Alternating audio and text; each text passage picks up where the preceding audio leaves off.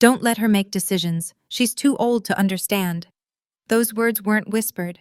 They were said right there at the foot of my hospital bed, as if I couldn't hear, as if I wasn't even present in my own life. Hello, my name is Agnes Whitford, and I'm 74 years old. Before I begin this story, I'd like to ask, where are you watching from? Let me know, because stories like mine aren't just mine. They belong to every person who's ever felt underestimated, dismissed, or treated like a burden simply because of age. Now let me take you back to the moment everything shifted. I was in the hospital for what was supposed to be a routine procedure, a hip treatment, nothing life-threatening, nothing that would have stripped me of my sense of self.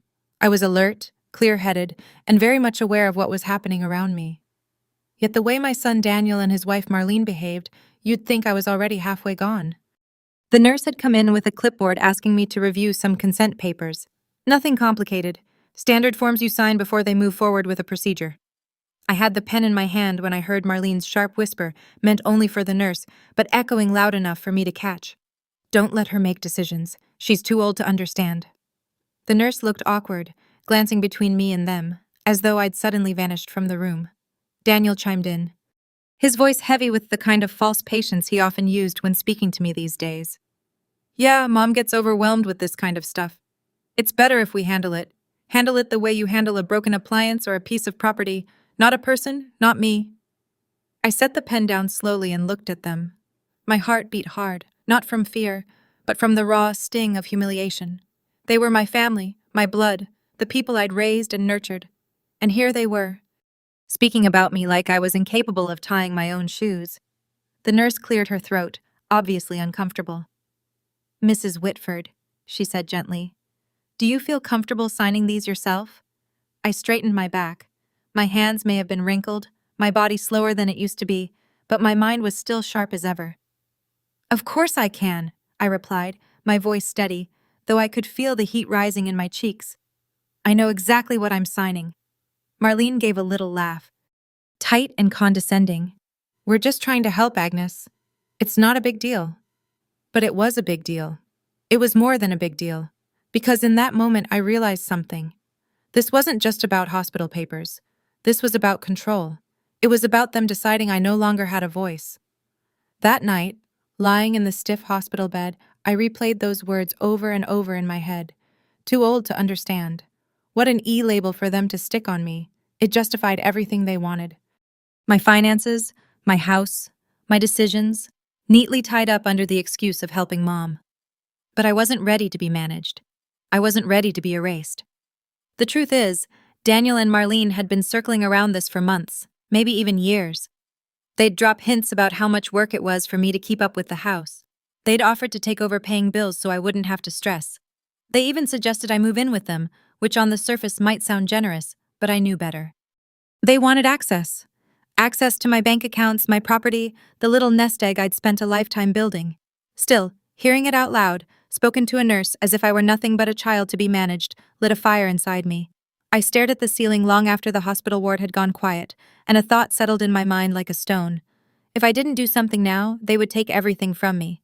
It wasn't paranoia, it was clarity. I'd seen the way Daniel's eyes lingered when he looked at my home. I'd seen the way Marlene's lips curled when she mentioned simplifying things for me. No, I wasn't too old to understand. I was finally beginning to understand exactly who they were and what I needed to do to protect myself. That was the night I made a silent promise to myself. I would not let my children strip me of dignity, of voice, of control. I had carried them through sleepless nights, put food on their plates when I often went without, and fought for them to have the lives they now enjoyed. If they thought I was going to sit quietly and let them take mine away, they were about to learn how wrong they were. When I was discharged from the hospital a few days later, Daniel was the one who came to pick me up. He carried my bag to the car, opened the door, and put on the same smile he used to charm people at work. To a stranger, it might have looked like care. To me, it felt like calculation. The drive home was quiet at first. I stared out the window, watching the winter trees blur past. Then casually, as though he were mentioning the weather, Daniel said, "Mom, it might be time we start thinking about some paperwork. Just so everything is organized. You shouldn't have to worry about bills, taxes, or all that confusing stuff." I didn't answer right away. My fingers twisted in my lap. Finally, I said, "I've been paying my own bills for over 50 years. I think I can handle a few more." His jaw tightened, but he kept his voice calm. "It's not about handling it. It's about convenience for you." The word convenience sat heavy in the car. I knew who it would really be convenient for, and it wasn't me. 2 days later, Marlene showed up at my house with a folder. She was dressed neatly, her hair perfectly styled, her perfume strong enough to sting my nose. She carried the folder like it was nothing more than recipes she wanted me to try. "Agnes," she began sweetly, setting the folder on my coffee table. "Daniel and I were talking, and we thought it might be best to simplify things for you. That way you can relax and enjoy yourself. No stress, no worry." She slid the papers toward me. I didn't even have to read the header to know what they were. Durable power of attorney. I looked at her, trying to keep my expression neutral. "What exactly do these papers do?" "Oh, nothing complicated," she said, waving her hand like it was all routine. "It just lets Daniel handle your finances, property, medical choices, the boring details. You won't have to lift a finger." I raised an eyebrow. "So I won't have to lift a finger or have a voice." Her smile faltered for the briefest second. Then it returned too bright, too rehearsed. "You'd still have a say, of course. It's just smoother this way." I didn't reply. I opened the folder, not to read it. My eyes skimmed past the dense paragraphs, but to buy myself time, and as I pretended to scan the words, my mind went back to a dozen smaller incidents over the last few years. Like the time Daniel borrowed my car for a weekend and returned it with scratches, insisting I must have forgotten where I parked it, or when Marlene asked to hold on to one of my credit cards for emergencies and somehow racked up charges at boutiques I'd never stepped foot in. Or when Daniel suggested selling my old piano, saying it took up too much space, though I knew Marlene had her eyes on the cash it would bring. Piece by piece, they'd been testing how far they could push me, and now, here it was, the final push. I closed the folder gently and set it back on the table. "I'll think about it," I said. Marlene leaned forward, lowering her voice like we were conspiring together. "Agnes, you don't need to think about it. Everyone does this eventually. It's safer. Smarter. Don't let pride get in the way." Pride. That's what she thought this was about. Pride. I smiled thinly. "If it's as simple and harmless as you say, then you won't mind giving me time. I'll have my lawyer look it over." For the first time, her mask cracked. "Your lawyer?" she repeated. "Yes," I said, standing slowly, using my cane for balance. "Mr. Jacobs from church. He's been a friend of mine for years. I'll have him explain it to me." Marlene's face hardened. She gathered the folder with a snap, clutching it to her chest. "Of course, whatever you want." But her voice was tight, sharp around the edges. That night, I called Mr. Jacobs. His warm, steady voice was a balm after the day's tension. "Agnes," he said after I explained everything, "do not sign anything. Power of attorney can be a useful tool, yes, but in the wrong hands, it's dangerous. You're not overreacting. If your children are pushing this hard, it's because they want control, not because they want to help." I sat there with the phone pressed against my ear, my heart thudding. It was one thing to suspect. It was another to have it confirmed. "Then what do I do?" I asked quietly. "You choose carefully," he said. "If you want to appoint someone, make sure it's someone you truly trust, someone who sees you, not your assets." As I hung up the phone, a thought sparked in the back of my mind. Someone who saw me, not my assets.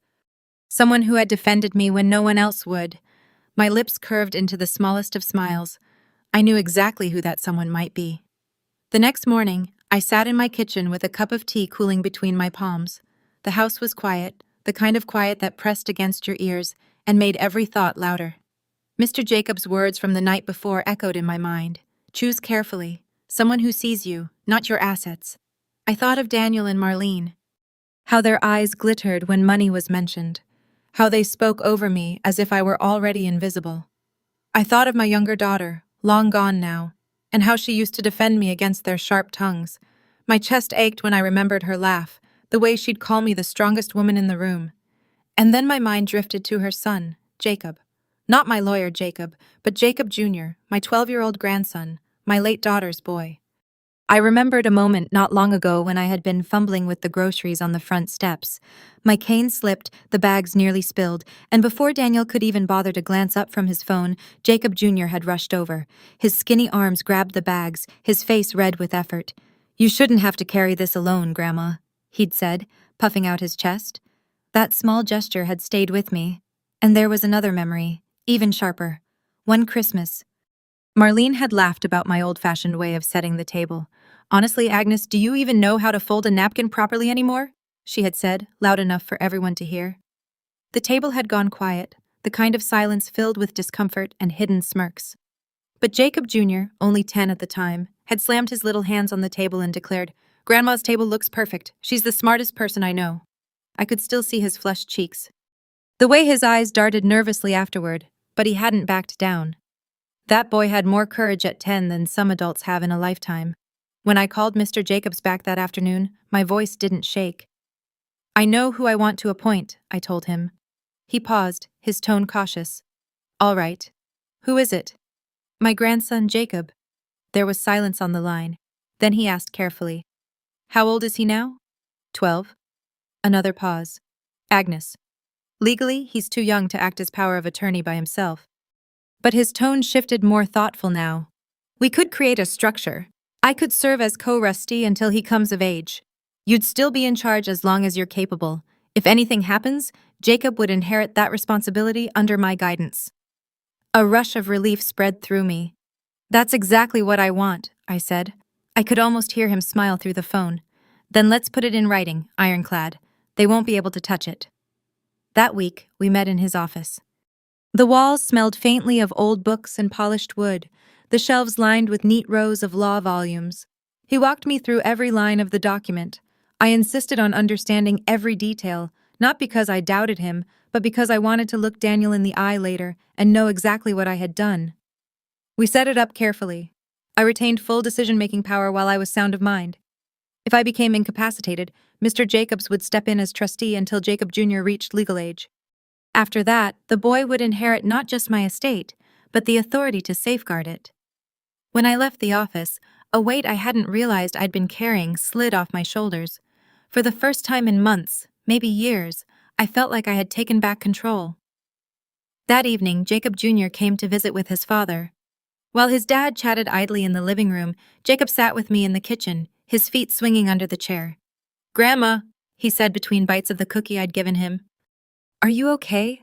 Mom says you're, getting forgetful." I looked at him closely. His eyes were wide, open, honest, the kind of eyes you couldn't lie to. "Do I seem forgetful to you?" I asked softly. He shook his head vigorously. "No, you remember everything. You even know when I sneak cookies." I laughed, but inside my throat tightened. That simple trust, that unshaken faith, it was more precious than any amount of money. I leaned closer, lowering my voice. "Someday, Jacob, I'll need you to help me with important things. Do you think you can do that?" His little chest puffed up again, just like the day with the groceries. "Of course I can." I placed my hand over his. Then it settled. He didn't know the full weight of what I meant. Not yet, but one day he would. I went to bed that night with a calm I hadn't felt in a long while. Daniel and Marlene thought they were clever, circling like vultures. They believed they would corner me, break me, and walk away with everything I had built. What they didn't know was that I had already placed my future into hands much smaller, but infinitely more trustworthy than theirs. And when they found out, I knew their carefully built tower of entitlement would come crashing down. It didn't take long for Daniel and Marlene to circle back. Their confidence had grown bolder since my hospital stay, as though they believed one brush with surgery had knocked the sense right out of me. A week later, Daniel called. His tone was light, rehearsed, the way it always was when he was preparing to get something out of me. "Mom," he said warmly, "Marlene and I want to have you over for dinner this Saturday. Just family. We can finally settle all this paperwork and move forward. No stress, no arguments, just a smooth transition. A smooth transition." I almost laughed. They thought the transition was already theirs to control. "Of course," I said, my voice calm. "Saturday works." When I arrived, the dining table was set with Marlene's usual flair. White tablecloth, crystal glasses, candles flickering in polished silver holders. She loved creating the illusion of elegance, as though the table itself proved her importance. Daniel greeted me with a kiss on the cheek, his smile too wide, too sure. Marlene was already pouring wine, humming as if we were celebrating. "To smooth transitions," Daniel said, raising his glass once we were seated. To family, taking care of family.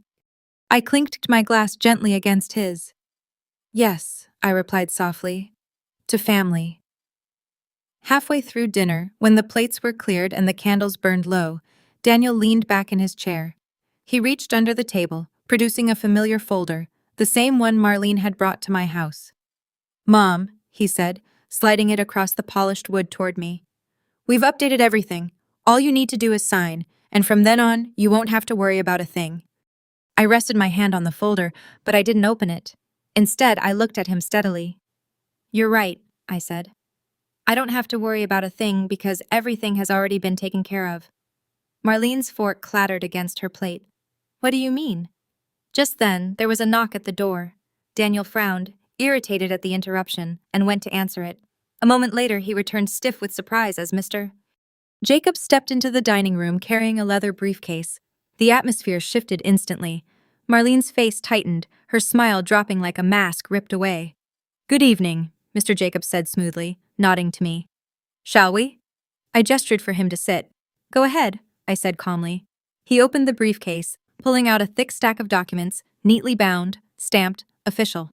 He placed them in the center of the table, directly on top of Daniel's folder. These, he said, tapping the papers with one finger, are the finalized arrangements for Mrs. Whitford's power of attorney and estate planning. Daniel's eyes narrowed. That's what we're here to do, he snapped. Mr. Jacobs shook his head. No, Mr. Whitford, that's already been done. Marlene leaned forward, her knuckles white against the table. Already done with who? Mr. Jacobs didn't flinch. With me as co-Rusty, and with her grandson, Jacob Jr. as the named beneficiary and eventual holder of power of attorney. For a moment, the room was silent. You could hear the faint hum of the refrigerator in the kitchen, the ticking of the grandfather clock in the hall. Then you gave it to a child. Marlene's voice cracked into a shriek. Daniel's face flushed red, his composure shattering. Mom, this is insane. A 12-year-old. You can't be serious. I set my glass down gently, my hand steady.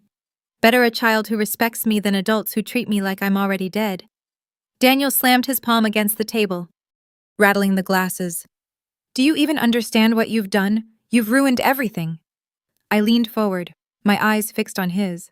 On the contrary, for the first time in years, I've ensured that what I built, what I sacrificed for, won't be squandered by greed. Marlene's lips curled. We'll contest this. You can't just Mr. Jacobs cut her off, his tone crisp. It's airtight. Mrs. Whitford retains full authority while she's capable. If incapacitated, I step in until Jacob Jr. comes of age. The courts won't overturn it, not when it was signed willingly in full capacity with legal witnesses. The blood drained from Marlene's face. Daniel stared at the documents as though they were a bomb placed in the middle of his table. I sat back, my heart oddly calm, despite the storm raging around me. I may be 74, I said quietly, but don't mistake years for weakness. I know exactly what I've done, and I've done it because I refuse to let my voice be silenced before I'm gone. For once. Daniel had no clever retort. He simply sat there, jaw tight, fists clenched, as the reality sank in. That dinner had been meant as their victory lap. Instead, it became the moment they realized their mother was not a pawn to be moved off the board. I had played my move, and it was checkmate. The silence that followed that dinner was louder than any argument we'd ever had. Daniel didn't call the next morning. Neither did Marlene. For 2 whole days, my phone stayed quiet, and the absence of their voices was like a heavy storm cloud building in the distance. I knew it wasn't over. People like them never accepted defeat easily. On the 3rd evening, the storm broke. Daniel showed up at my house without calling. He didn't even knock, just barged in, his face red with fury. Marlene followed, clutching her purse like a weapon, her heels clicking sharply against my wooden floor. Mom, Daniel said through gritted teeth. What you did was reckless. You have no idea what you've set in motion. I stayed seated in my armchair, cane resting across my lap. On the contrary, I replied calmly, I know exactly what I've set in motion. I've protected myself. Marlene threw her purse onto the coffee table, the sound like a gunshot. Protected yourself. You've embarrassed us. Do you realize how this looks? Our own mother giving power to a child instead of trusting her grown son. I tilted my head, studying her. If you'd given me reason to trust you, perhaps things would have been different. Daniel stepped closer, looming over me, his hands bowled into fists. We can still fix this. You can revoke it. Jacobs doesn't control you. You can change your mind. Sign the papers and we can put this mess behind us. My voice stayed steady. No. That single word cut through the air, sharp and immovable. Daniel's face twisted, his composure unraveling. Do you even realize how much harder you're making life for everyone? We're trying to help you. You're the one being stubborn. Help? I repeated, my tone low. Help is bringing soup when someone's sick. Help is fixing a leaky roof or calling to check if I need groceries. Help is not stripping someone of their voice while they're still alive. Marlene's cheeks flushed with anger. Fine. If you won't listen to reason, then don't expect us to be around when things fall apart. Don't expect us to take care of you. I let a small bitter smile tug at my lips. You've made it clear you were never here to take care of me. You were here to take care of my assets. They stormed out that night, slamming the door hard enough to rattle the picture frames on the wall. But the storm didn't end at my doorstep. Within days, whispers began circulating through our small town. A friend from church called me, her voice full of curiosity. Agnes, is it true you made your grandson your trustee instead of Daniel? By the end of the week, the whispers had become gossip, and the gossip had become sharp-edged stories. At the bakery, I overheard two women talking. Imagine that. Her own son trying to push her into signing everything over. Shameless. Doesn't surprise me. I've seen the way Marlene looks at that house of hers, like it's already hers. The story spread faster than I could have imagined, and the funny thing was, I didn't spread it myself. The witnesses at that dinner, the neighbors Daniel had proudly invited as family friends to see his supposed victory, had done it for me. They'd seen his arrogance crumble, Marlene's shrieks of outrage and my quiet defiance. People loved a story with a twist, and mine was being told in living rooms and coffee shops all over town. Daniel hated it. He called me once, his voice cold. You've humiliated us. Do you enjoy making your own children into a laughingstock? I never asked you to humiliate yourself, I said softly. That was your choice. Click, he hung up. But not everyone was angry. One evening, Jacob Jr. came to visit, his backpack still slung over his shoulder from school. He sat on the floor beside my chair, his eyes wide with pride. Grandma, he whispered. Dad and Mom are really mad at you, but I think what you did was amazing. I stroked his hair gently. Do you know what it means, Jacob? What I asked of you? He nodded fiercely. It means you trust me and I won't let you down. For the first time in weeks, tears pricked my eyes. You're the only one who never made me feel small, I murmured. That's why I trust you. The fallout had shaken the family to its core. Daniel avoided me. Marlene turned icy at church gatherings, and even some of my relatives sent me sharp words in hushed phone calls. But for every whisper of anger, there were two of admiration. People who told me I had done the right thing. People who said, I wish I'd been as brave with my own children. The more I heard, the more I realized something. For years, I had been afraid of losing my family's approval. Now that I had lost it, I felt lighter than I ever had. Daniel and Marlene had tried to intimidate me, but instead they had exposed themselves to everyone else. And as for me, I had nothing left to hide. It was a gray Sunday afternoon when they came. I just finished watering the plants in the front window when I saw Daniel's car pull into the driveway. Not just Daniel. His younger brother Peter was with him and Marlene too, stepping out in her sharp coat as though she were walking into a courtroom. I knew before they even knocked that this was the showdown. I opened the door myself, cane in hand, and stepped aside without a word. They filed in stiffly, their faces drawn tight with determination. Daniel wasted no time. We need to talk, Mom. I nodded and motioned toward the living room. They sat together on the couch like a united front while I lowered myself into my armchair opposite them. The space between us felt like a battlefield. Peter spoke first. His voice was quieter than Daniel's, but no less sharp. Mom, we've been talking. What you did, naming a child, a boy as your power of attorney. It doesn't make sense. It's reckless. We can't let this stand. Marlene leaned forward, her eyes flashing. Do you have any idea what people are saying about us? That we're greedy? That we tried to trick you? Do you enjoy making us look like villains? I rested both hands on my cane, keeping my voice level. I didn't make you look like villains. Your own actions did that. Daniel's jaw tightened. This isn't funny, Mom. You don't even understand what you've done. Something in me snapped. Don't I? I asked, my voice rising for the first time. I leaned forward, my eyes locked on theirs. I understand perfectly. I understand that when I was in the hospital, the two of you told a nurse not to let me make my own decisions because I was too old.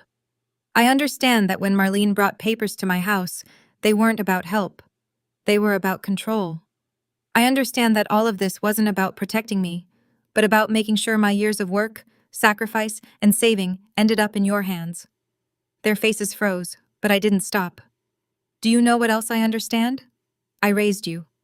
I worked nights, cleaned houses, and skipped meals so you could eat. I pawned my wedding ring once just so you could have a new winter coat. Daniel, I sold your father's watch, Peter, to pay your college fees when the scholarship fell through. I've given up more than you'll ever know. I tapped my cane against the floor, the sound sharp in the silence. And this is what I get in return. Not respect, not gratitude, but whispers about me being too old. Papers shoved under my nose. Plans for my property before I'm even gone. Marlene shifted uncomfortably, her face pale. We didn't mean it like that. Yes, you did. I cut her off. My voice was still now. You meant every word. You saw me as weak, as disposable, and you thought you could swoop in, take everything, and I'd just smile and let it happen. But you forgot one thing. Daniel's eyes narrowed. And what's that? I straightened in my chair, shoulders back, the years of weight falling away. I am still alive, and as long as I am, my decisions are mine to make, not yours, not anyone else's. The room went dead silent. Peter looked away, shame flickering across his face. Daniel clenched his fists, his pride wounded, but his rage simmering. Marlene's lips pressed into a thin line, her hands gripping her knees so tightly her knuckles turned white. I softened my tone then, not out of weakness, but out of truth. You know what hurts most? Not the greed, not even the disrespect. What hurts most is realizing that my own children see me as nothing but a wallet with gray hair. That's not what family is supposed to be. I let that sink in, then leaned back in my chair, weary but unbroken. If understanding means signing away my life, then I would rather be a fool. But make no mistake, I am not foolish. I know exactly who I can trust. For a long moment, no one moved. Then Peter stood abruptly, muttering something about needing air. Marlene followed, her heels clacking like gunshots down the hall. Daniel lingered a moment longer, his face a mask of fury and shame before he turned on his heel and stormed out, slamming the door so hard the walls shook. I sat there alone in the quiet, the echoes of their footsteps fading. My heart pounded, but it wasn't fear. It was relief. I had said everything I needed to say, and for the first time in years, I felt like my voice had been heard, even if my children were the last ones who wanted to hear it. In the days that followed that final confrontation, the house grew quiet again. But it was a peaceful quiet this time. Not the silence of being ignored or dismissed, but the silence of knowing I had drawn my line and stood firm. Daniel didn't call. Marlene avoided me at church. Even Peter kept his distance. The gossip around town faded into background noise, and I let it. Their shame was theirs to carry, not mine. What mattered was that I had secured my dignity. My choices were still mine. And my future, my legacy, was safe. One evening, Jacob Jr. came over after school. He set his backpack down and pulled out a chessboard we hadn't used in years. "Teach me again, Grandma," he said, his eyes bright. "I want to play like you." We set the pieces up together, my hands steady as I placed each one. He grinned at me. "Dad says I'm too young to understand, but I think I understand plenty." I smiled, my chest warm. "You understand more than most adults, Jacob. That's why I chose you." He didn't need to know the full weight of those words yet. Someday he would. As we played, I thought about the irony of it all. My children had tried to silence me, to strip me of my choices in the name of help, but in doing so, they had only pushed me to find strength. I thought I'd lost. Age doesn't make you less. If anything, it makes you see more clearly. You know who's there out of love and who's there out of greed. You know when to let go and when to fight. That night, as Jacob Jr. toppled my queen with his knight and laughed in triumph, I felt no bitterness, only peace. I looked at him, this boy, who still saw me as more than old or frail, and I realized my voice had not been taken. It had been passed forward, and that was something no one, not Daniel, not Marlene, not even time itself, could ever steal. So if anyone ever tells you you're too old to understand, remember this. You might see clearer than they ever will. And your voice, your choices, they still matter. Thank you for listening to my story. Now tell me, where are you watching from tonight?